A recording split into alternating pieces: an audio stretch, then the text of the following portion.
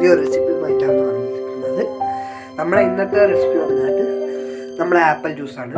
അപ്പോൾ നമ്മൾ അതിന് വേണ്ടി ആപ്പിൾ ജ്യൂസിന് വേണ്ടി നമ്മൾ ആപ്പിളും പിന്നെ നല്ല പാലും പിന്നെ അതിന് വേണ്ടി നമ്മളെ ഷുഗറും ഒക്കെ എടുത്ത് വെച്ചിട്ടുണ്ട്. നമുക്ക് എങ്ങനെ ചെയ്യാൻ നോക്കാം ഗൈസ്. ജ്യൂസിന് വേണ്ടിയുള്ള സാധനങ്ങളൊക്കെ റെഡി ആയിട്ടുണ്ട്. നമ്മൾ എന്താട്ടാ ആദ്യം ഇതിലേക്ക് കുറച്ച് ആപ്പിളുകൾ ഇട്ട് വെക്കാം.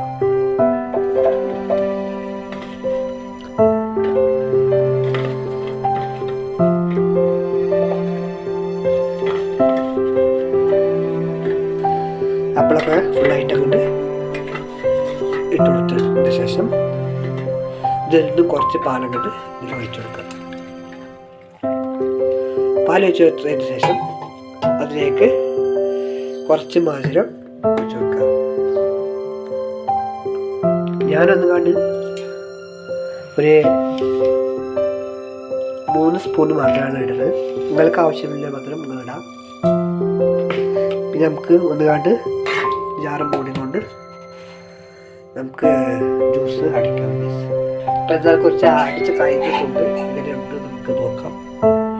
ഇത് റെഡി ആയിട്ടില്ല. ഒരു വട്ടം കൂടി അടിച്ച് നോക്കാം.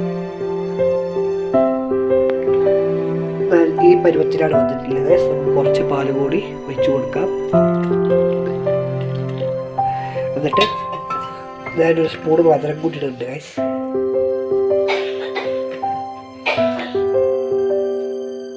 പിന്നെ ഗൈസ് നമ്മൾ ജ്യൂസൊക്കെ റെഡിയായി ഗൈസ്. നമുക്ക് ഇതിലേക്ക് ഒഴിച്ചു കൊടുക്കാം. എന്താ ഗൈസ്, നമ്മൾ ജ്യൂസ് ഒഴിച്ചു കൊടുക്കാം. ഇങ്ങനെ നിൽക്കുകയാണ്. നമ്മൾ കുറച്ച് സ്പൂണായിട്ട് ഇളക്കിപ്പോൾ ഗൈസ് നമ്മൾ കുറച്ചും കൂടി അങ്ങനെ സ്പൂണായിട്ട് എന്നാൽ ഗൈസ് ഉള്ളിക്ക് വേണ്ടി കാട്ടി കൊടുക്കാം.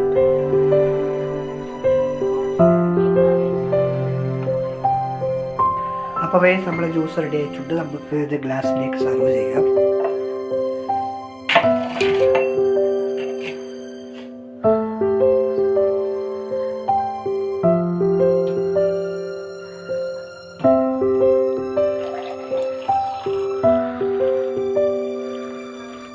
അപ്പോൾ ഗൈസ് നമ്മളെ സ്പെഷ്യൽ ആപ്പിൾ ജ്യൂസിൻ്റെ റെസിപ്പി, ആപ്പിൾ ഷേക്കിന് വളരെ